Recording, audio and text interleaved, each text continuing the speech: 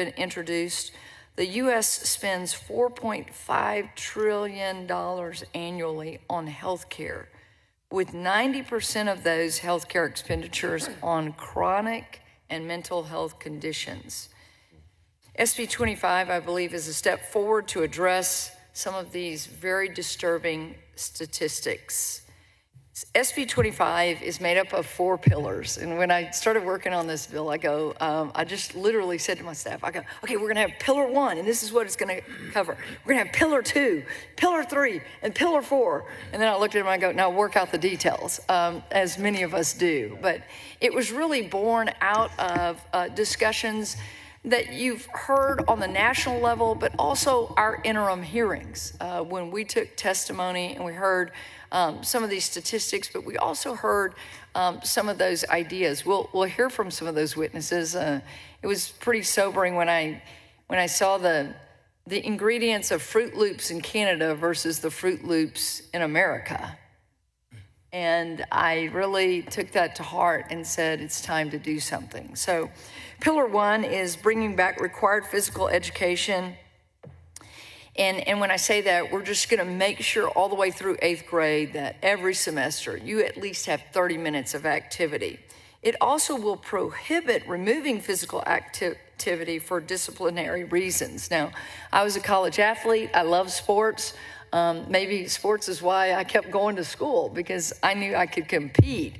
But when you got in trouble, sometimes that was the first thing taken away from you. And so this bill puts belts and suspenders on that to say, we want our kids active and moving. Pillar 2, requiring nutrition education for Texas physicians, medical students, medical residents, and high school and public universities. I will tell you that it was kind of that moment. I can tell you exactly where I was standing. Had about 65 doctors I was talking to, and I asked them, how many of you took a nutrition course in what we call the traditional undergrad, which is your 4 years of med school? 2 doctors raised their hands, and they told me later the only reason they had nutrition courses is because they had a different degree before they went to med school. Just saying. And then pillar 3 is the Texas Nutrition Advisory Committee to examine the link between ultra-processed foods and chronic diseases. And then finally, pillar 4 is consumer protection through what we like to say, honest labeling. This is giving consumers the chance to see what's in their food source so that they can make better decisions. So just as a backdrop, and I'm going to be very quick on this, chronic disease is the leading cause of morbidity and mortality around the world, according to the CDC.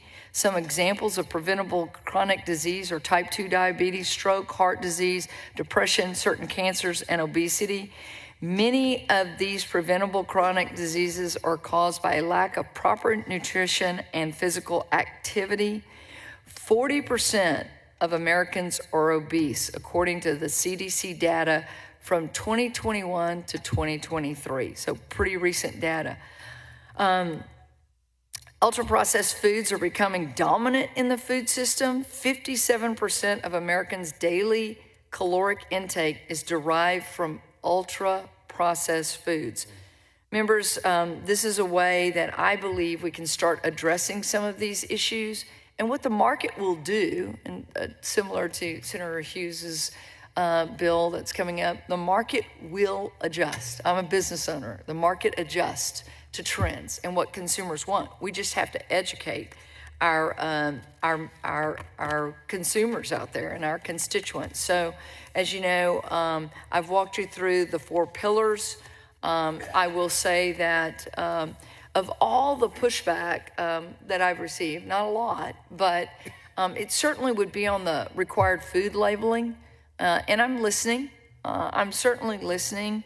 But, there are food colors and preservatives, and there are things that I think our consumers need to know. I was kind of doing a deep dive last night, and we have labeling requirements from the Department of State Health Services on several things. And what the industry does is they adjust. And so I'm looking forward to the feedback that we receive on this.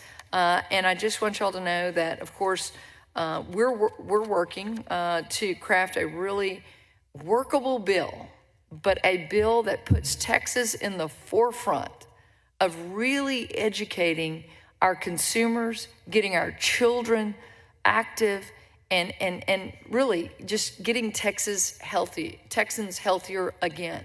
On the flip side, down the road, I think that we'll see less expenditure in the healthcare world, and longevity, and people not just living longer, but living more productive lives. And that's really the goal.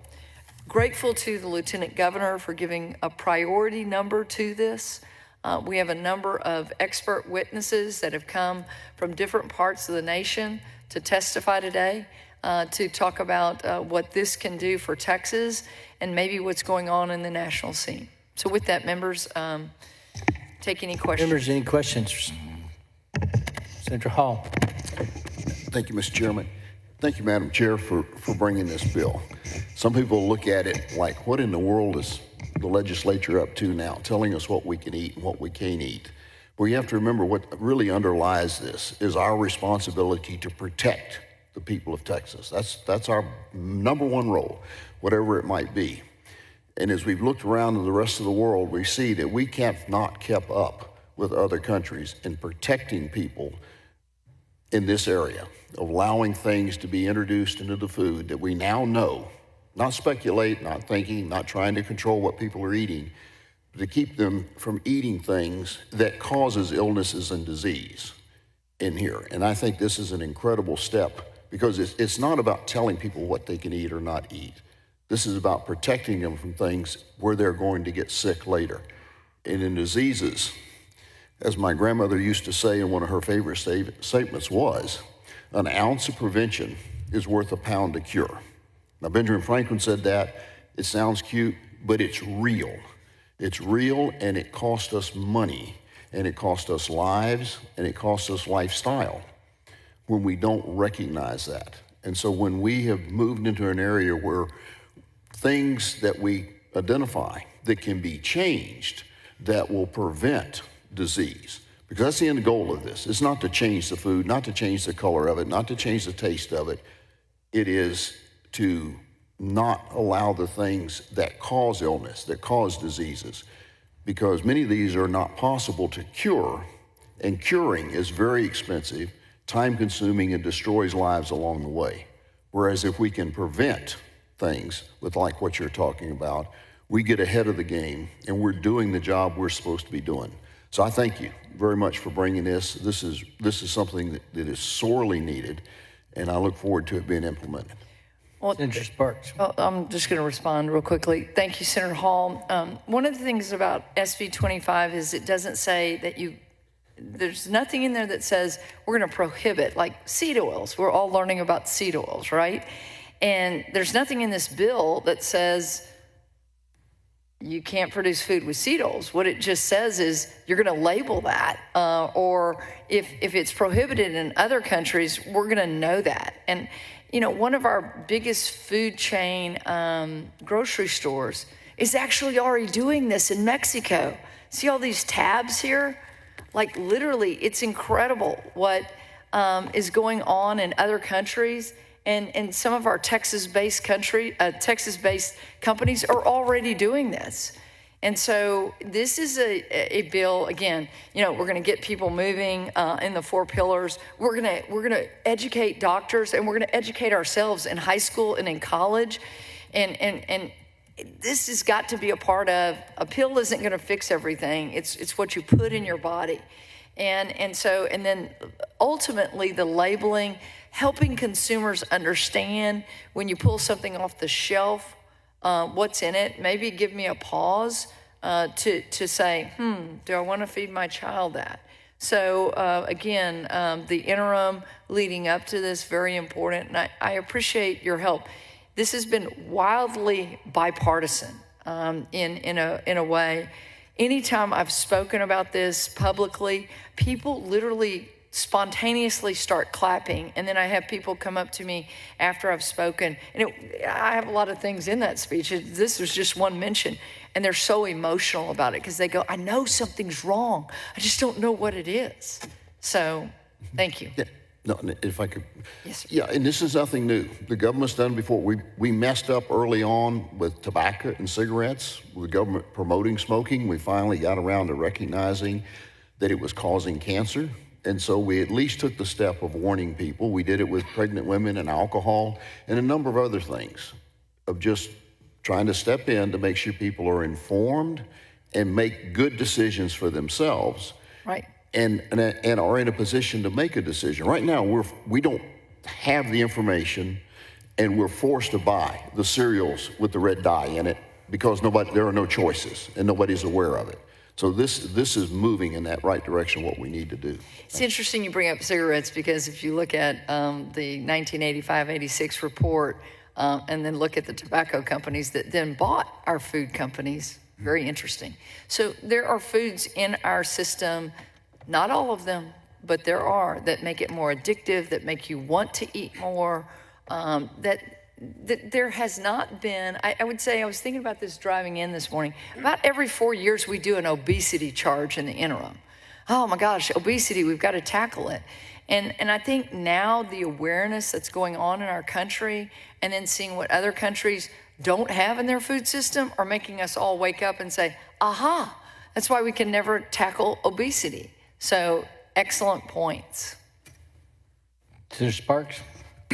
Thank you, Mr. Chairman. I too appreciate the opportunity to work on this bill, and Chairwoman, appreciate you bringing this. I had a health class at the University of Texas that was a very well-designed class, and of all the things that I took in my college career, that's probably the class that I have used the most information from on a daily basis. And I think it's critical that we help our young people at least be exposed to the good ideas that can be brought forth by just paying attention to our own health. So thank you. Okay, thank you very much. Any other questions, members? Invited testimony, Chair calls. I'm gonna, if you, just Madam Chair? for time, Mr. Chairman, I think I'm gonna let Senator Hughes lay out his bill, Okay. because we have some of those that are gonna testify on both bills, and it's just a time matter. As y'all know, we're going in at 10 today, You so. want the gavel back, or you want me to let him just? Yeah, I'll Chair take the calls- gavel back. You do? Okay.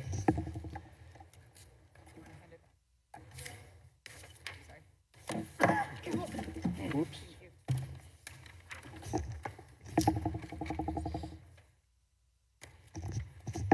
The chair lays out Senate Bill 314 and recognizes its author, Senator Hughes, to explain the bill. Would you like me to offer the committee substitute at this time? Madam Chair, either way, I could do a brief explanation, and then we Sure, can send up the do a substitute. brief, we'll lay out Senate Bill 314. And thank you for the offer on how to do that. And Madam Chair, I thank you and your excellent staff for always running this committee so well and keeping folks informed in and outside the building. And thank you for working with us to get this bill in your committee to be heard on this important topic that you've brought us together for. So thank you. And members, Senate Bill 314 is about the school lunch program. We're familiar with, in our research, we found some interesting things. President Truman, when he signed the National School Lunch Act, said, Congress has acted with great wisdom in providing the basis for strengthening the nation through better nutrition for our school children. We have the technical knowledge to provide plenty of good food for every man, woman, and child in this country. But despite our capacity to produce food, we've often failed to distribute it as well as we should. In the long view, no nation is any healthier than its children. That was in 1946.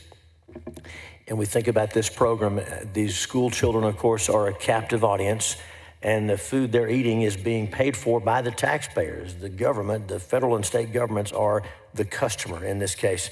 And if the goal was to provide those healthy, nutritious meals, we're failing. The government is failing miserably here.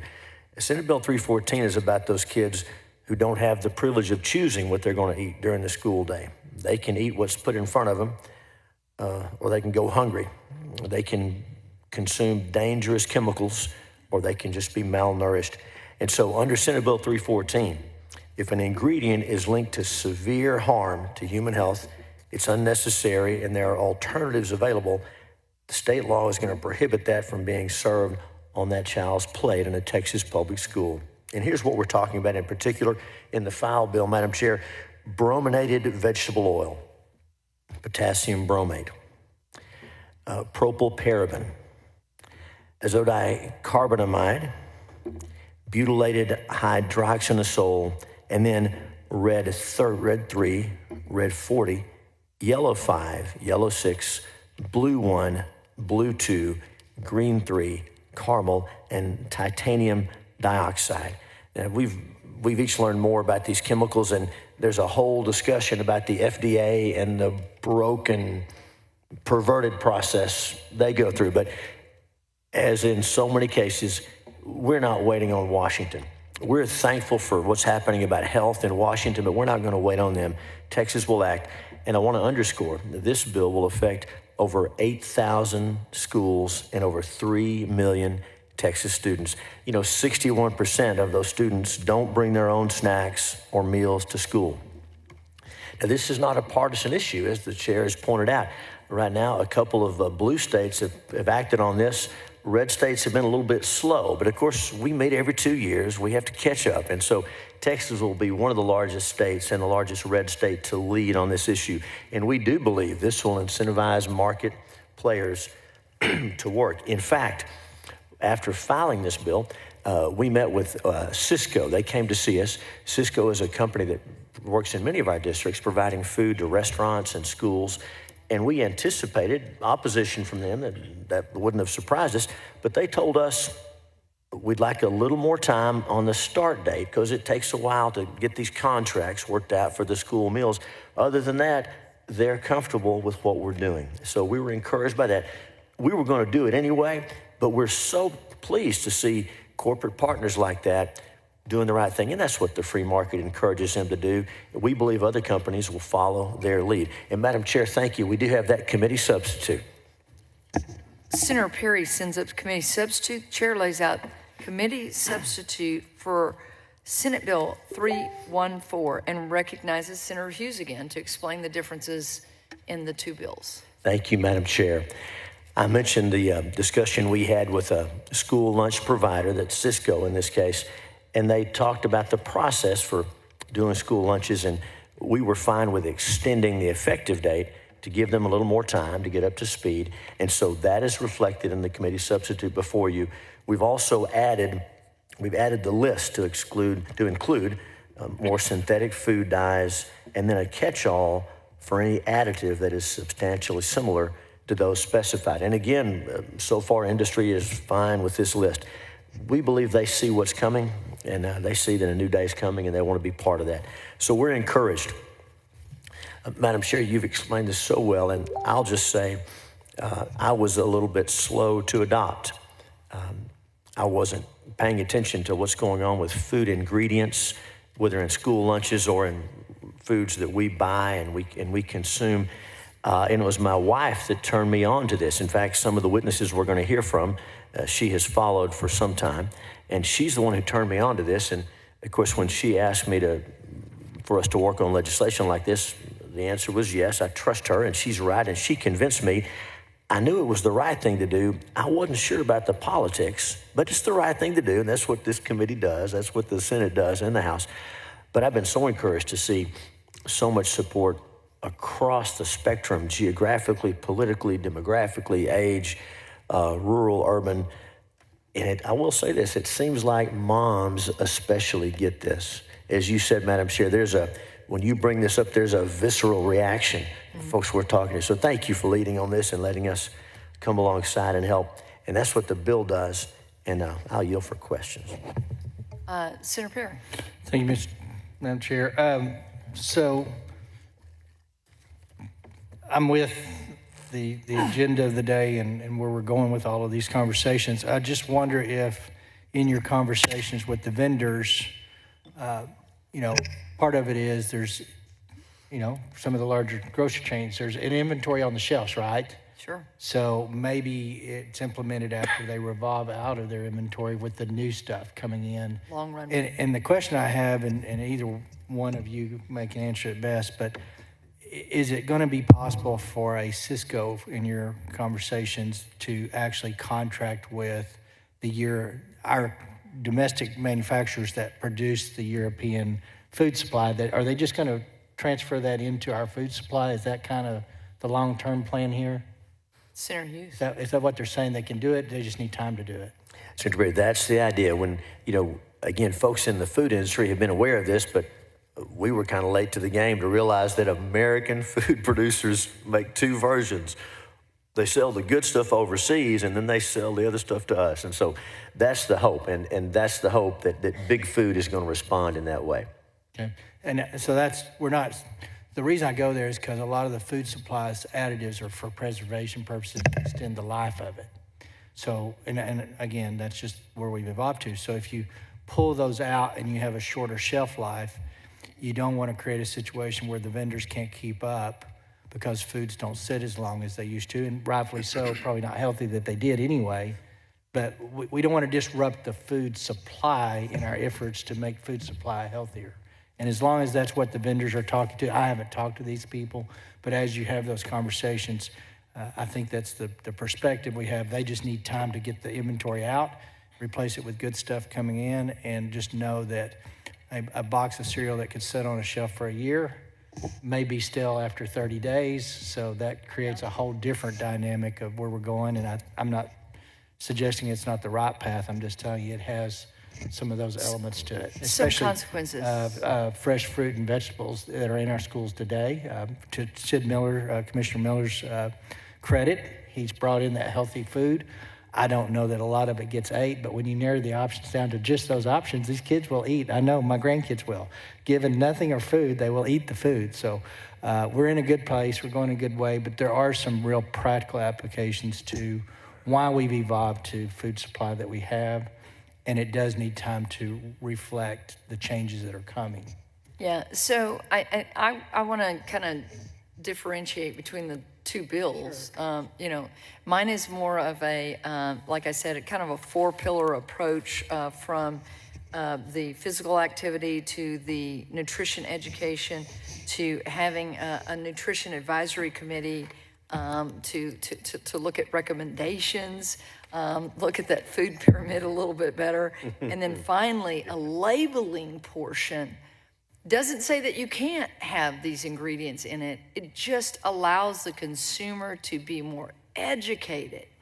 Now, what will happen over time, you can study this. We all studied economics in college, and some of us live it every day, is the consumer will start to make choices, and the industry will eventually react to that.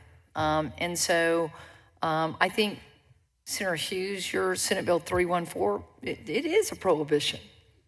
And so, the middleman that provides this is, as you say, you talk to one of the bigger contractors, Cisco, which is a little bit different than, they don't sell to the consumer direct. So anyway, I'm going to go to, I don't know why our microphones aren't lighting up, but is it Senator Miles? Thank you, Madam Chair. So Hughes, I want to thank you for bringing this bill forward today. And you're right, this is a bipartisan. It's about our kids and about healthy eating. But I just got a few concerns. So I got a few questions I want to ask you to ensure that we're not unintentionally taking away money from schools that are forcing schools to stop their free lunch or their free breakfast programs. So I just got a few questions to ask you directly. Believe you me, I'm thankful for this bill, but I just want to make sure it's not a bill that it's going to intend to hurt someone down the line. So the first question is this bill in any way directed to cut free lunch or free breakfast from our schools? Absolutely not. Thank you, sir. Does this bill cut schools' free lunch or free breakfast programs if the school does not come into compliance with the bill? No, sir. The bill just says to have the program the food you serve cannot contain these ingredients. Okay, so if a school doesn't come within compliance of serving, of removing these ingredients, what happens? Well, that's right. To qualify for the program in that reduced meal price program in Texas, they would have to comply. If they didn't do this, then they would not be getting the state help. What happens if a school district is unable to comply with this bill due to factors outside their control? Would they not be able to offer free or reduced lunch or breakfast? They could still offer what they wanted to, but it wouldn't be through the program operated by the state. And it's a tremendous point. So how would they do that if they didn't get any funding from the state? Well, part of the reason we extended the effective date is to give plenty of time for the schools to work with the vendors to provide this. That's part of the reason we extended that date, so it doesn't just drop on somebody. But if by chance a school district cannot comply, what happens in that situation? We hope they'd all be able to comply, and if not, we'd hear from them. We would work with them to get that done. And you and I will keep talking about this. If there's something we haven't anticipated that arises, maybe an ingredient that's on this list that they just have to have, we can work with them on that. But the point is, to make sure that food, to make sure that food's healthier. In a perfect world, I know it should work. We would like for it to work, but I'm concerned about what happens if they cannot comply. So you and I have students. You and I both have students. We all do. And I know you and I have students in our districts, and all they're eating is that breakfast. I'm with you. We know how important it is. I'm concerned about some rural areas. Sure, me too. So my point is, you and I share this concern. A lot of those kids, this is all the food they're going to eat. So we know this is important. And that's why I'm with you. It's important. I'm with you. In a lot of situations, this is the only meal of the day That's right. that a child can get. That's right. Okay? So my concern is, in an unperfect world, what happens when they can't comply? We just can't let that happen. We have to continue working with these vendors that provide the meals and make sure they're compliant. We have to, and we'll take that responsibility. We have to. Okay. So what I'm hearing you say, and I'm closing out, Madam Chair, what I'm hearing you say is, in a perfect world, if they don't comply, the funding won't be there for them. Under this bill, that's correct. The funding won't be there for them. If these dangerous chemicals are in the food, yes, sir. No, that's right. Chair, I want you to understand. I want all my committee members to hear this. If in an uncertain world, if there is no compliance, there will be no one meal for that child who guarantees and counts on that one meal every day. There will not be a meal for that child. Thank you, Madam Chair. Listen, you're right, and I know you care about these things, and I don't doubt Madam that. Chair. You and I in the House you were talking about health before it was cool. We want to get it right. We want to get it right. That's in a perfect world. I hear you. So, Unperfect world. I hear you. I'm going to go back to Senator Perry, and then I'll go to Senator Hall. Senator Perry. Senator Hughes, so to be clear, districts typically aren't buying their own product. And so if the product mix is changing for vendors to participate in school nutrition programs, we can safely assume that the majority of school districts that have vendor contracts are going to be in compliance with this particular legislation. Therefore, there shouldn't be an opportunity just by system.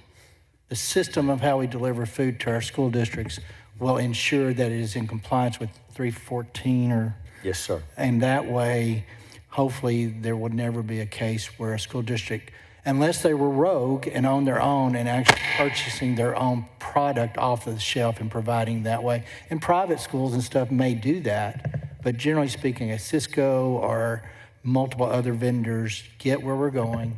And actually, I think the FDA is going to see some changes. So you're going to have some national backup to some of these initiatives. Vendors are going to get in line, and if they're going to participate in the school lunch program, they will have to comply. And as long as that school district is in the school lunch program provided through federal and state interaction, there shouldn't be an opportunity to be in non-compliance. For those districts that choose not to be in compliance by using vendors that don't support this, or in their own accord, they are doing their own nutrition program, which I don't know how many, if any, that is. Most of them are using vendors that deliver this in compliance. So I appreciate the perspective. I just don't think in reality, once this is implemented, there'll be an opportunity to be out of compliance with this particular bill, just because, as we said earlier, Cisco said, just give us a little time, we'll find the right vendors and we'll be there. So I think you'll be safe in that perspective. And most of the funding some of it's passed through to the ag department, a large part of it. I think that's the largest part of the ag budget, Commissioner Miller, so a lot of that's federal subsidy stuff, flow-throughs. But I think it's chicken and egg. If we get it implemented, I don't think districts get to not be in compliance unless they choose deliberately to be outside of compliance. That makes sense. The vendors they buy from want to sell meals, they want to make money, they're going to have to comply with the law. And that's a good point. We don't know of any school districts that go to the grocery store and put the meals together themselves. They're getting them from a supplier. Yep. But excellent questions. I really like those. Senator Hall. Thank you, Madam Chair. Senator Miles has a valid concern, absolutely. However, what we heard in the hearings and what you talk about on this list and what we know is happening around the world, these things that we're talking about prohibiting are not put in the food for their nutritional value. They're put in the food to encourage excessive consumption, addiction, and other things that would attract people to the product. And what was demonstrated in the hearing we had was that these manufacturers have no problem producing the food for those countries that say, hey, you can't put this stuff that's killing our kids, hurting our kids, our people, into the product. So they don't, Canada, you can't do it. Europe, they can't do it. So the ability to produce this food out there that is more healthy exists. The only reason we should ever see something is going to come when someone just doesn't want to do it because they feel that they will be hurt as a business financially by the consumption of their product not being as popular, not as bright colors, and they're attracting the kids, not with the flavor enhancements that make the kids addicted to it. So all of what you're talking about taking out is protecting the health of the kids, and they've demonstrated they can do it. My concern is we're just doing this for the free and reduced lunches. Why don't we make this applicable to any meal that's served in the school? Why would we not include those kids that aren't part of this? They deserve to have healthy food just as well as those that are being fed by the government. No, I'm glad to respond. Madam Chair, may I respond to the question? Thank you, Senator Hall.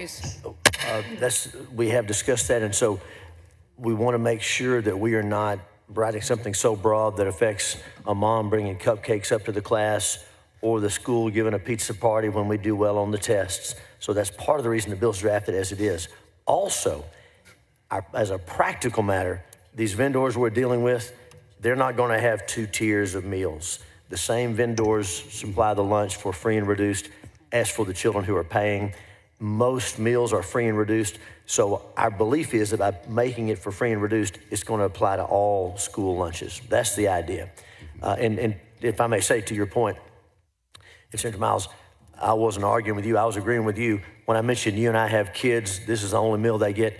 I'm saying I'm with you. This is important that we have the meal. I will say this, California and New York, you won't hear me say this very many times, but California and New York did this before us along these lines, and there's no evidence that, and help me out, but there's no evidence that the free and reduced lunches have been stopped or curbed, so that we have some comfort there. We're not the first ones to do this. Yeah. And Madam Chair. Senator Miles. Senator Hughes, Madam Chair. I'm all for getting healthy kids. I think it's this is a great bill. I'm glad that you brought it forward. I just think the concern, Senator Perry, is that there's a possibility in an unperfect world, in some rural parts of Texas, in some urban parts of Texas, there's something connected. If it's not in compliance, this could be a loophole to stop the free lunch and breakfast programs. And that's my concern. And like I said earlier, for a lot of kids in this state, that's the only hot meal they get a day. And I think we're just opening the door for possibility for things to go wrong with this bill. I'm all for getting healthy. I think they should, all the additives and the negatives should be removed from foods completely. But with this bill, all I'm saying, Madam Chair, is it's opening the door for some of our kids to go hungry across the state of Texas. That's all I'm saying, brother. And your concern is that a school couldn't comply versus we're not going to do away with free and reduced lunch. We're getting ready to cut public funding. Some of our small schools may not be able to comply, even though taking out some of these chemicals should be cheaper for the districts, but the vendors, even though I get that part, it's not, it's going to be higher. Well, see, that scares me even more. That's going to scare me even more. Some of our schools won't be able to come into compliance. So what does that mean what does that mean for our little kids of Texas? Yeah, we're going to work on that for sure. Senator Hancock is going to make a statement, which I I know to be true. Go ahead, Senator Hancock. I saw you punch your light. Well, just a couple of things there are preservatives that are being used, which is primarily what you're talking about, and are the ones that are most popular, the most popularly produced, and can be sourced much easier, which means they're at a lower cost. It's a much more competitive market. You can get some of these other preservatives, or you can go without preservatives and have no shelf life, depending on the acidity of the product. But they are much more expensive. And so just know markets work. I trust markets much more than I trust government. And markets work, and when you transition, prices are going to be higher, which means availability of the goods will be less and less, which what I predict is we pass this in the next session, we're asked for more money for free and reduced lunch because they can't make the same offerings. So just know the markets are where the markets are and the prices are where the prices are. When we force, through mandates, a change in the market, it will drive prices up hopefully on the short term, could be on the long term, depending on the sourcing and availability of the feedstocks that go into the preservatives. But here's the good news. In the long run, we're going to be healthy and we're going to save money on the healthcare side and all the effects of obesity. And when you really get into this and you're eating foods that are more nutritional, you're less hungry. Foods are now designed to make you eat more. And so it's a fascinating conversation that we have, and this is why I love this committee. No, and I love it, and trust me, I was on a very, very strict diet, and so I think I understand this very, very well. The markets are the markets, and anytime government inserts itself through mandates into the market, the initial reaction is going to be driving prices up because the market didn't get there on their own. And so very supportive of it. And then, the other fact is, we are living 7 years longer today than we did in 2000. And just a point of reference, and I'm just thankful to be living and not on dialysis, right? So I'm all for this, but Praise the good Lord, right? Yeah, recognize Thank you, Lord. markets are markets, and government mandates into a market will drive prices up on the short term. In the short term. Senator Hughes. Well, thank you, and Madam Chair and Senator. Of course, you're right. I want to clarify. Senator Colcourt's bill is not saying this can or cannot be sold, but that it must be labeled. And this bill doesn't say you can't go to the grocery store and buy this stuff. This is saying, state of Texas, we're the customer. We are a market participant, and we're saying, company, you want to sell food to us, here's what it has to look like. So this is not messing with them. This is us as a customer. And yes, we're going to, well, of course, no, I'm getting to that. We're going to pay more. And I think it's worth it. We're going to pay more. But again, this is us as a customer in the market saying, if the legislature passes the bill, the governor signs it, that'll be the state saying, if you want to sell to us, here's what we want. And yeah, we'll pay more for it. I'm sure you're right. Mm-hmm, for sure. Senator Hall? Just the real bottom line here is what you said. We're going to save money in the end because kids are going to be healthier. We're going to spend less money on the health. But we're also taking the right role. But again, moving to prevention is far better a place to address these issues than trying to treat it later, whether it's cancer or dementia or obesity or whatever it is. Do it in the prevention mode. That's where we need to do it. That's what I like about this. Is it's help moving us in the right direction of where we ought to be going. Thank you. Well, that was a great discussion on two bills. And before us, the two bills are laid out. We have some invited testimony that we're going to get through. I'm going to call them up, and then I'm going to hand the gavel to Senator Perry. We have with us Callie Means, founder of End Chronic Disease, Dr. Mark Hyman of Food Fix Campaign, Brigham Bueller, CEO of and founder of Ways to Well. Also, let's see, Jason Karp, CEO and founder of Human Co. I know that Mr. Karp testified in the interim, and so we're super happy to have y'all joining us at the table. And what we'll let y'all do is they have, oh, and I'm sorry, Grace Price. Grace, is Grace with us? Awesome.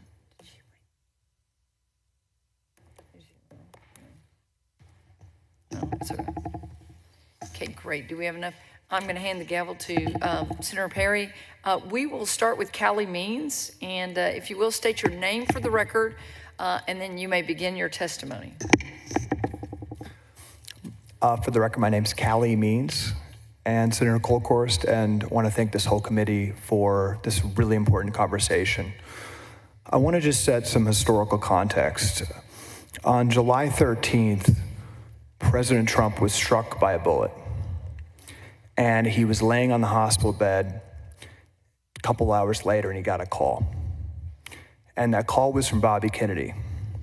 They hadn't talked in a decade. This is a Kennedy. Diametrically opposed views on most things. And they talked for an hour that night about children's health. They talked about, Senator Hancock, how it's not a free market when 38% of teens in Texas, in the country, have prediabetes, when 50% of teens are overweight or obese, when we are living 7 years less in America than our friends in Italy. We are not lazier than Italians. We have a systemic problem in this country where we spend 3 times more in healthcare and are living significantly less than every other developed country, and it's particularly happening with kids. They catalyze, and whatever side of the aisle we're on, we can't deny that we're in a different political environment now where Maha moms were woken up and became a significant factor in this election. And this idea of the childhood chronic disease crisis has really woken up the conscience of Americans. Now, I want to talk about why it's so important for states to lead and how these bills, I really consider the Texas way of doing this, and I think accomplish a couple very important principles that are bipartisan, I think we can all ideologically agree on. The first principle these bills capture is education. Right now, the USDA nutrition guidelines, the federal government has failed. They're captured. 19 of the 20 leaders on the Nutrition Guidelines Committee are paid for by the food or pharmaceutical industry. And right now, under the nutrition guidelines, added sugar is recommended to 2-year-olds. And the nutrition guidelines under President Biden would not take a stand on whether ultra-processed food was unhealthy. They said it could be healthy. They actually put a report out last year saying 93% of a diet for a child being ultra-processed food could be healthy. So we don't have a free market when our federal government is telling us that kids should be eating poison. That's not personal choice. We're getting bad information. My sister at Stanford Medical School, who's a big inspiration for me, didn't take one nutrition class. 80% of her course load is in pharmacology because the medical school guidelines are, created by the American Medical Association, which is a pharmaceutical lobbying group. So our overall incentives at the top have been captured, and the idea of education, of improving education, is a principle we can all agree on. The second is transparency. Bobby Kennedy, President Trump, and this is a Democratic principle, transparency. There's 10,000 chemicals in our food that are banned in Europe. 10,000 chemicals. The FDA doesn't even study them. The FDA director under President Biden said he doesn't even know all the chemicals in our food because they don't even have a list. It's self-policing. So if the federal government's going to fail on that, it's incumbent on states to have transparency. As you said, Texas companies are making food that are more healthy and shipping them to other countries than products they're making here, and they're creating labels that are more transparent for other countries. And the last thing I'll say, and I think we can all agree on this, is incentives. This isn't about nanny state stuff. This isn't about, command and control taxes. We're not talking about soda taxes. This is Texas. Soda should be legal, cigarettes should be legal. People should be able to do what they want, but we should not be government subsidizing or paying, when schools buy things. We can have a point of view on what we buy, right? We can have a point of view on what we incentivize. 70% of a child's diet in Texas is ultra processed. 95% of our medical spending in Texas goes to managing disease after children get sick. So fundamentally in this country, we're incentivizing poison, and then the medical system is profiting when a child is sick. So I'll just close by saying we are at an important historical moment. This issue has woken voters up, and Texas can really lead here. And I think, thank you for these bills. And these bills represent a Texas way that prioritizes transparency, prioritizes good education, and prioritizes incentive change. And this is existential for our kids. So thank you. Mr. Chairman, what I think we'll do is we'll let everyone testify, and then we'll take questions to the panel. And so, Mr. Means, just for clarification, you testified on both 314 and Senate Bill 25, or just Senate Bill 25? This is mostly on the principles of 25. Okay, thank you. Thank you. And we'll just clarify that. Some of y'all are testifying on both, and both the bills are out before us. Just 25 really leads the way on these principles. Thank you. Perry. Dr. Hyman. Dr. Mark Hyman. Thank you so much. Thank you, Chairman. Pull that closer. Thank you so much, Chairman and the members of the committee, and thank you for this incredible opportunity to testify today on SB 25, which I think is a groundbreaking bill aimed at addressing our metabolic health crisis in America and that's devastating Texas. I'm Dr. Mark Hyman. I'm a physician. I'm a researcher and advocate for nutrition-focused healthcare reform. My work's really been dedicated on understanding how food affects human health and how our modern diet's driving an explosion of chronic diseases, primarily through the excessive consumption of refined carbohydrates and excessive sugar. There's a metabolic health crisis in Texas, the United States, and our metabolism is busted.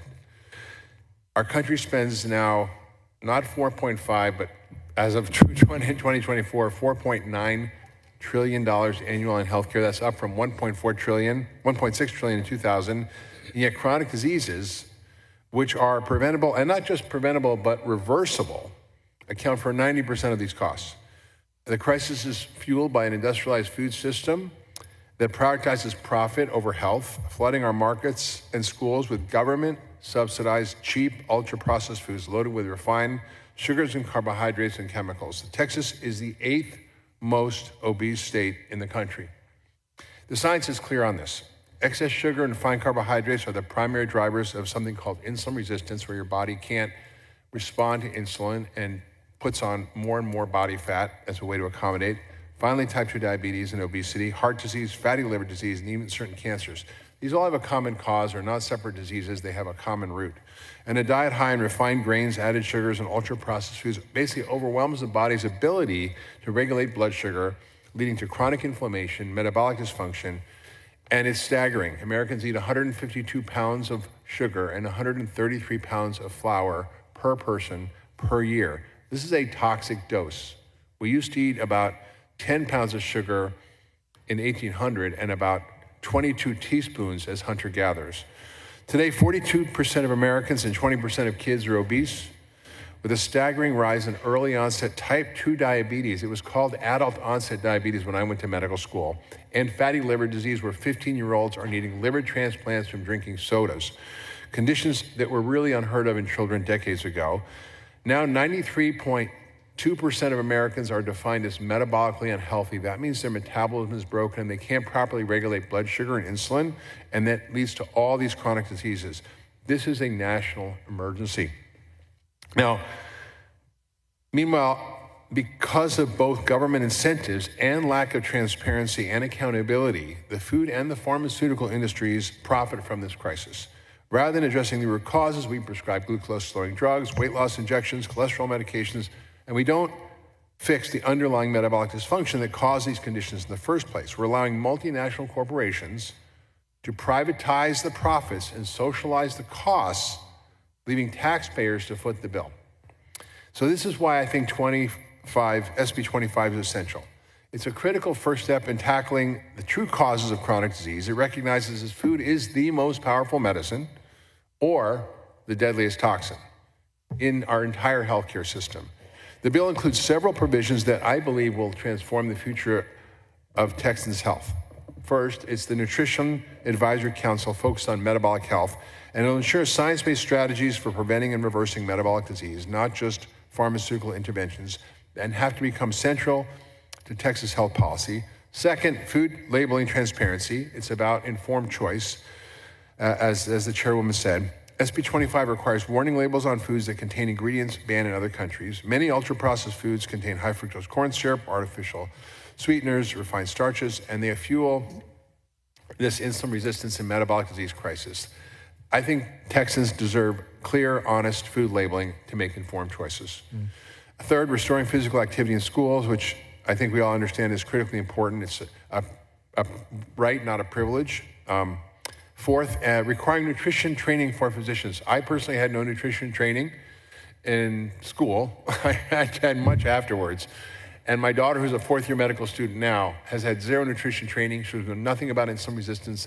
She's learned nothing about the metabolic crisis or the environmental toxins that are Go ahead and plaguing our wrap it healthcare up system. there, sir. And so I think we have a once-in-a-generation opportunity to lead the fight in diet-driven chronic disease here in Texas. Thank you. It's not just about policy, it's about saving lives, restoring health of millions of Texans. We have to move beyond a disease care system to a true healthcare system, prioritize real food, metabolic health, lifestyle solutions. If we fail to act now, the burden of chronic disease will bankrupt our healthcare system. It will destroy the well-being of future generations. Food is medicine. It's time we legislate like it. And I urge this committee to pass SB 25 and help Texas lead the way for a healthier, more resilient future. And I'll welcome your questions later. Chair calls up Brigham Bueller. Thank you, Senators, for your time today. My name is Brigham Bueller. I'm a proud Texan, born and raised. I'm here today because we have a real opportunity to make Texas healthy again. But to do that, we have to address the root cause of this healthcare crisis. We often say in medicine, to properly treat or prevent a chronic disease, we must first understand its root cause. The same principle applies to healthcare policy. Texas is facing a chronic disease epidemic. Diabetes, heart disease, obesity, crippling our workforce, burdening our hospitals, bankrupting families. And yet, despite the billions we pour into healthcare in the state of Texas and the nation, we are getting sicker. The question is why? It's because our system is not designed to make people healthy. It's designed to make industry profitable. What we are witnessing is not a failure of medicine. It's the success of a system built to benefit big industry at the expense of patient care and patient lives. We see it in the restrictions that prevent physicians from running critical lab tests. We see it in insurers denying coverage for life-saving treatments, and in regulatory policies that put corrupt profits over public health. Texas, with its proud history of independence and leadership, must not allow federal bureaucracies and private interests to dictate the future of our healthcare institutions. President Eisenhower warned us not only of the military-industrial complex, but also of the rise of the scientific industrial complex, where research, regulation, and healthcare are controlled by private interests rather than the interest of the people. That warning has become a reality. The question is, what are we going to do about it? Texans don't wait for Washington to solve our problems. We lead, we innovate, we take care of our own. And right now, we are at a crossroads. We keep letting outside forces dictate our health policies, and we have to take back control, ensuring that Texans have accessibility to healthy food, doctors that can actually practice real medicine, that Texas patients have real choices, and that the future of healthcare in Texas is built around people and not profits. We have a chance to make Texas a national leader, not just in business, not just in energy or innovation, but in health. If we get this right, we don't just fix our system, we set the standard for the rest of the country, and the time to act is now. Thank you. Thanks, sir. Chair calls up Jason Karp. Thank you, everybody, for having me back. My name is Jason Karp. As someone who's recovered from debilitating autoimmune diseases linked to food, and as a serial entrepreneur creating healthier food companies, I've seen firsthand the American food system that prioritizes processed foods that are addictive and synthetic rather than prioritize foods that are wholesome and nutritious. I stand before you today not just as a proud Texan resident, but as a father who watches his 2 children go to school every morning and wonders, what exactly are they eating for lunch today? I'm testifying on behalf of 314, by the way. This question keeps me up at night, and it should concern every parent and grandparent in our state. Every school day across Texas, our precious children are being served meals containing synthetic chemicals and artificial food dyes that have been intentionally excluded or banned in Europe, Canada, and Japan, and remain perfectly legal here. When my wife and I pack our children's lunches, we have the luxury of being very careful and reading every ingredient label. But when our kids eat school lunch, they're consuming substances that other developed nations have deemed either unhealthy or dangerous for their own citizens. The devastating impact of these chemicals in ultra-processed food is undeniable. They increase the risk of ADHD, obesity, cancer, and immune system disorders. And the statistics are heartbreaking. 10% of our children now have fatty liver disease, a condition when I grew up was only seen in alcoholics, and it's now appearing in our kids. 50% of American young adults are overweight or obese, and 1/3 have prediabetes. Multiple studies have linked ultra-processed foods to negative effects on mental health, including increased risks of depression and anxiety. 40% of 18-year-olds now meet the criteria for a mental health disorder, and suicide has become the 2nd leading cause of death among young adults. Perhaps most devastating of all, this is the first generation in recorded human history predicted to have a shorter lifespan than their parents. So I ask you, how can we accept this fate for our children? This is also an issue of national security. The Department of Defense reported that 77% of young Americans are now unfit for military service, primarily due to these health issues.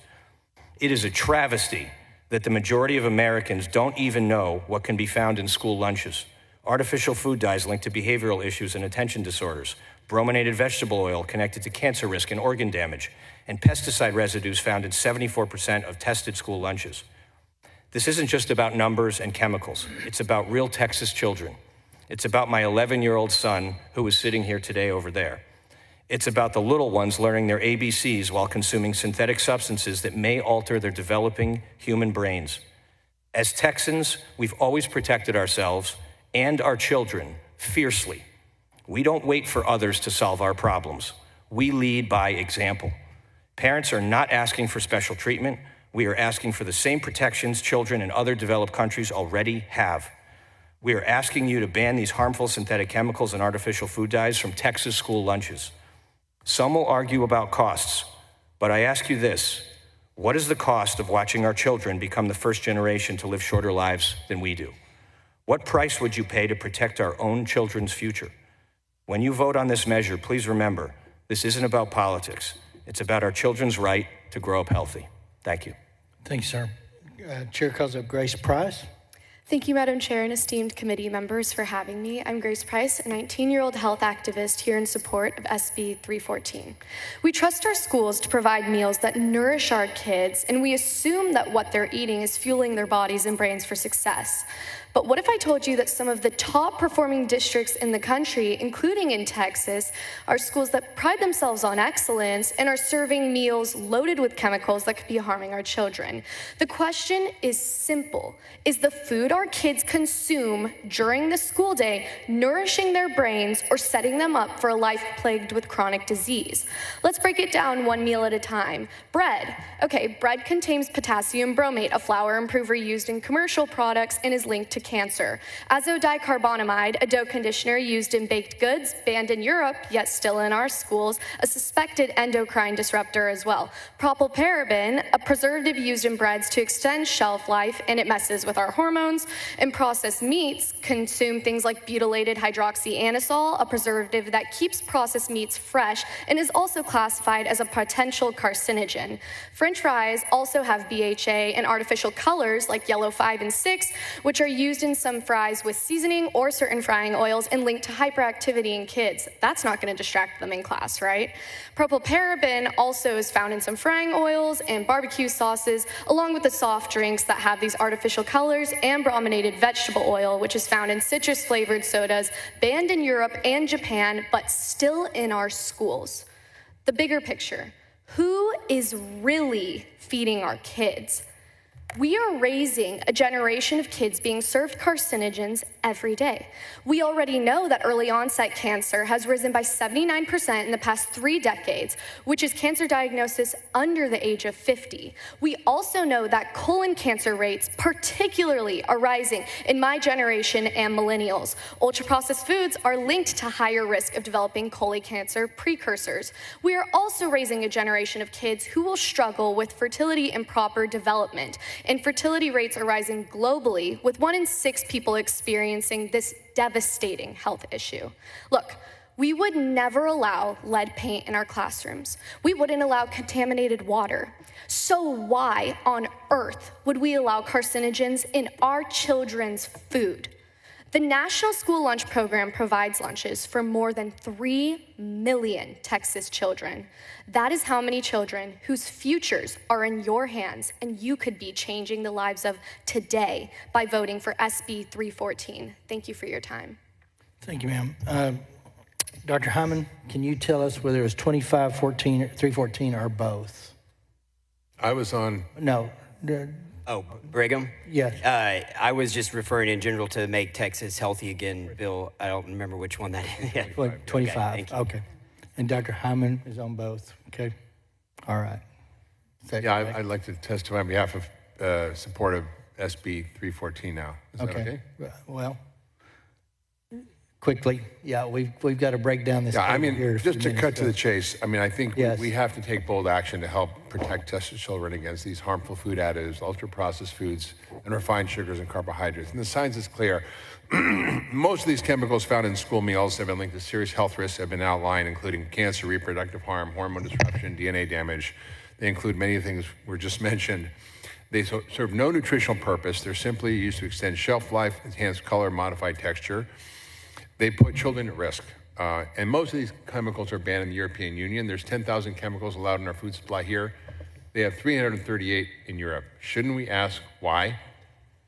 Now, these are only part of the problem. Most of these meals are also filled with ultra-processed foods that are really high in refined carbohydrates and sugars, unhealthy fats, as well as the artificial additives. And as mentioned by Callie, 67% of kids have ultra-processed foods as their diet.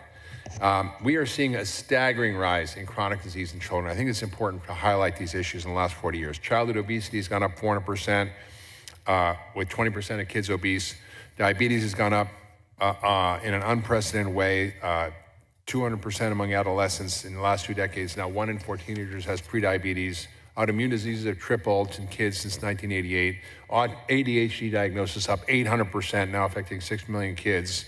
And 20% of our kids have a mental health issue. Autism, this is nuts, up from 4 in 10,000 to 1 in 36 children. Now, even with environmental factors, diet certainly plays a role. Even if better diagnosis accounts for half of these cases, what causes the rest? Where are all the autistic 60-year-olds?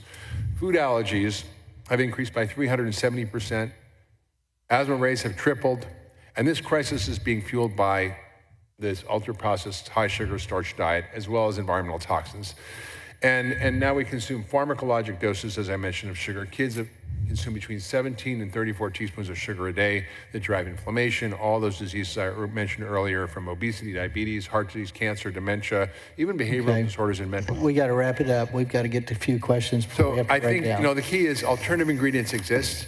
They're safer, choices available. We're not asking for an impossible change, only one that aligns with science and prioritizes the health of our well-being of our kids. Thank you, sir. Appreciate it. Time's up. Members, are there questions for these invited witnesses? Senator Hughes. I don't want to preempt the chair if she has questions. I thank you each for being here, for the work you're doing. Dr. Hyman, I want to follow up. You were talking about on Senate Bill 314 with the school lunch program and these dangerous chemicals that we want to remove. You said there are alternatives. Tell us about that. Yeah, so there's a lot of innovation in Europe and other countries where they have ways of packaging or preserving foods that don't require these additives or preservatives or chemicals. But again, it's not the preservatives that are the real issue. It's these chemicals that have no use other than to addict kids, to increase the flavor, the mouthfeel, the addictiveness, the attractiveness. And 14% of kids are biologically addicted to food, just as adults can be to alcohol or heroin or cocaine. And they're basically not. It's not about personal choice for children. They're at the effect of what we do and what we provide for them. So for me, it's really not about restricting choice. It's about protecting those who have no choice. May I ask one more question to the panel, Mr. Go ahead, Senator Hughes. Thank you, Doctor.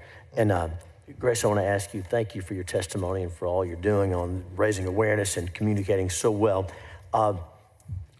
Some of the dangerous chemicals and preservatives you and other witnesses mentioned are addictive. Can you tell us more about that? Yes, so we already have research that has shown the same neural pathways used when you are addicted to cocaine or nicotine are actually identical to the ones that ultra-processed foods are causing these kids to fall under, which is just absolutely terrifying. But it's not surprising when we look at the history of these big food companies and the fact that they were actually ran by big tobacco companies back in the 80s before those leaders exited in the early 2000s, but they were there long enough to deploy all of their addictive techniques in the development of these foods. So these chemicals are there so that kids can consume more because they understand that if you get a kid addicted to your food, you have a customer for life, and the kid will be paying for that with their dollars and their health for the rest of their life. Senator, may I add on just quickly to that? Let me recognize Senator Blanco as president. Go ahead. I'm a conservative, and I really don't like bills that are government overreach. But I want to hammer this point that Grace made. Fixing a rigged market is a free market imperative. And in the 1990s, 50% of the U.S. food supply was controlled by cigarette companies. Philip Morris and R.J. Reynolds were the two largest food companies in the United States. Almost any food company we can name today, this food that's being served at our schools originated from the cigarette industry in the 1990s. And they did two things. They shifted their cigarette scientists to the food. So all these chemicals that Grace mentioned that we can't pronounce, these are science experiments from literal tobacco industry scientists to make that food ultra palatable and addictive. And they shifted their lobbyists to rig the nutrition guidelines, to recommend ultra-processed food, to subsidize ultra-processed food. The federal school lunch guidelines, we talk about hampering schools and making sure schools don't have undue burdens. They're under a huge burden right now from 450 pages of USDA guidelines that they get their funding pulled if they don't follow these USDA nutrition guidelines. Actually, this bill is actually making it a little bit more simple. It's actually restricting some of that. They have to use some of these ingredients literally based on the guidelines. They have to add seed oils into veggie burgers by law to receive their funding. So if you talk to schools, they're under a huge burden from current guidelines that are based on this corrupt science from the cigarette industry. So what this bill is really doing is reeling this back. It's reeling back this corruption. And Texas can lead the way here, and it's a good first step. Chairwoman. Yeah, thank you for that point.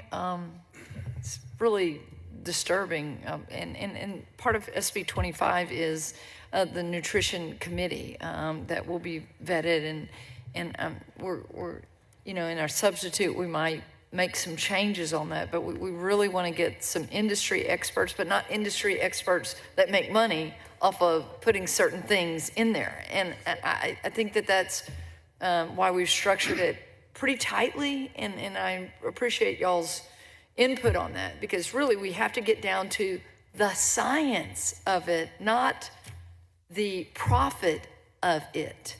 Mr. Karp, you have some food companies. How hard is changing your labeling, which is a part of Senate Bill 25, one of the pillars? It's especially not difficult for companies who are already doing it. And I think that's, there's 2 points I want to make. The first is that most of the companies that we're talking about These are companies that are already making cleaner versions without these chemicals. So they've already proven it can be done. And in these other countries where they don't have these additives, they've proven that the costs are reasonable, the customers aren't complaining, and obviously their citizens are healthy. Another point I think is really worth pointing out, and I receive this feedback often, is I think the goal of what we're talking about today is not to remove the foods that everybody loves. We're not talking about taking away cheeseburgers and fries. We're talking about removing the synthetic artificial chemicals that are in cheeseburgers and fries. And I think that's a really important point. And all of you have probably seen pictures and movies from the 60s and 70s when people were thin and vibrant, and they weren't all eating salads every day. They were smoking, they weren't exercising, they were eating burgers and fries almost daily. And so there's something deeper going on here. It's not just the foods. Just one last follow-up to that. I'm glad you made a clarification on burgers and fries because I love burgers and fries. Yes.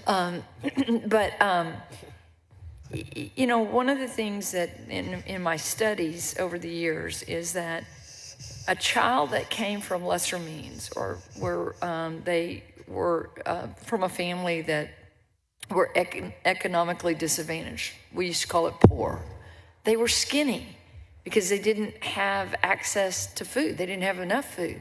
Now we look at children from lesser means or from economically disadvantaged families, and they're obese. Something is really wrong here, and I think it goes to what we're putting in those foods. And so I appreciate y'all being here. I mean, that's a pretty true statement, right? All the statistics kind of go that direction. Senator Miles. Thanks, sir. I want to thank y'all for being here today and a very compelling testimony. And I don't think anyone in here that heard y'all's voices or viewing this would disagree that we need to get these dangerous elements out of our children's diet. My question to you, Senator Recording Hughes, in progress. is there any other way we can do this without jeopardizing or having to incentivize state of Texas school districts to hold them hostage or not receiving the money for not taking out? You understand my question? Has anybody thought of another way? I would say let me finish. You show me the incentives, I'll show you the sir. outcomes. Let me finish the question. Is there anybody thought about how we can get these dangerous chemicals out of our diets without having to threaten to take funding for the one meal that possibly these kids get a day?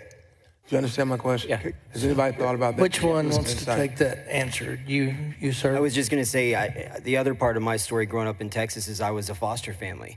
You know, we had 5 foster kids in our home that were my siblings. And I understand exactly what you're talking about. It's a big concern, but it is a concern that is definitely that we can overcome. And the reason being is if you show me the incentives, I'll show you the outcomes. This is being driven by industry more than the school district. But have you thought of any way to get it out? That's the question I have. Wait, Just quickly, I hear exactly what you're asking, and it's really about education and actually changing the way things are done. In Boston, most schools, by the way, have only deep fryers and microwaves and only can take processed food and packaged and shipped in from other states and often in plastics that have all kinds of other issues. In Boston, there was a philanthropist who decided to fund a kitchen in a single Boston inner city school. They were able to provide school lunches within the school lunch guidelines, within the school lunch budget, that were made from whole real foods that were delicious and healthy, the kids ate, that didn't throw out. And they were so successful that the Boston mayor scaled this across all schools in Boston, and now that's sort of the state of the state. And they were able to do this in a way that didn't make the schools have to not participate. They were given the education and the systems to do this. They hired top chefs. They were able to do this in ways the kids loved, and it was very successful. So I think there's models around the country where this can be done. And there's other organizations that are doing this, like Eat Real and other groups that are conscious kitchens that are teaching kids and schools how to do this around the country. Can I try one quick answer, Senator? Can I try to add on one thing real quick because I understand what you're trying to get at. I've been talking to a lot of schools. They all have tremendous pressure with the threat of pulling funding with the very complicated set of nutrition guidelines. As I said, it's a 450-page set of guidelines with the threat of pulling funding if they don't follow that. And if you talk to chefs at schools, they all want to be making healthy food, but they actually under incredible bureaucracies from these guidelines. So this exists today. And in practice, right, most schools probably flub some of the guidelines. It's actually pretty hard to enforce. It's really just that they should be trying to do the right thing. This sets a mantle, and I think Texas can lead here. And I will say, in Arizona, this just passed 100% bipartisan.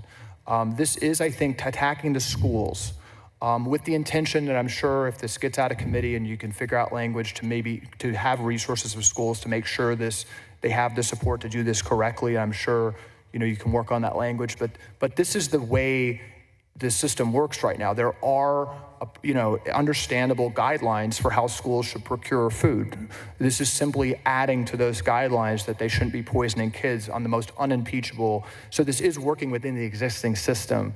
And I know the spirit of this bill is not to be punitive to the schools, but help Texas lead on that. And what I recommend is not give up on this school part. I mean, this is the place to start.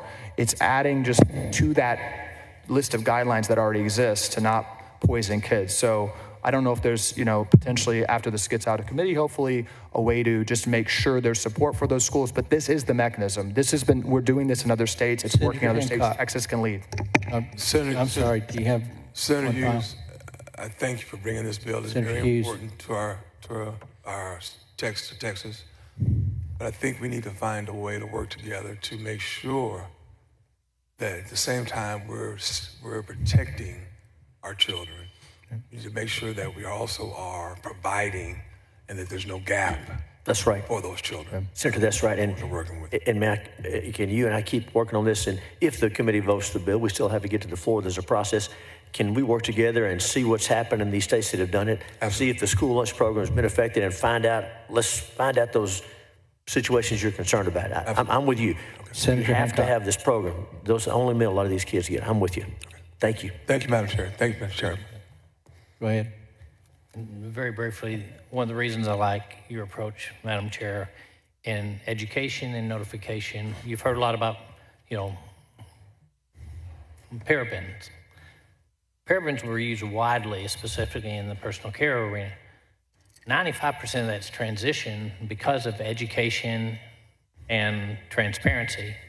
And so the market, as education on propylparaben has been made available, the market has forced a shift that it is rarely used today because of education and transparency, which is, as you talk about SB 25, I like the approach because the markets will work if they know and they have access to the information, which our labeling is, trust me, it's very lacking. Because if you get below a certain percentage, you don't have to put it on there, and it kind of varies. And so I do like your approach, and it does show, as you pointed out, as people began to become knowledgeable of propylparaben, people quit using it. I mean, they want to sell product. And so education, as you've approached, transparency, and having the information readily available, I think is a great start. All right, members, any other questions for the invited witnesses? First of all, excellent panel and very substantive in very granular formats that even people like me can gravitate to. So you've had a success. I would suggest to members, because we are running out of time, that as we move this bill through, that this is a resource that these guys, Marine and committee, can get in touch with you as you have questions or your staff has questions about certain aspects. Make yourself available to those guys. And I think we're on a good spot, and I think we're going to have a good session with that bill. So with that, I was going to. All right, we'll leave both 25 and Senate Bill 25 and Senate Bill 314 pending, and we will take up public testimony later after. Right. after joint session and caucus and multiple different deals. Right. And I publicly want to thank all of you for coming. Grace has a great documentary that she did while she was in high school. And it's the young voices that are starting to say something's wrong that I'm so grateful for. So thank y'all for being here today. Members, we have some other witnesses that have signed up, and there's a lot of cross between the two bills. So as soon as we adjourn, which is kind of an interesting day, what we will do is, at this point, I'm going to go ahead and close public testimony on Senate Bill 314 and Senate Bill 25. We'll come back after session. We'll meet 15 minutes upon adjournment or recess of the Senate, and we'll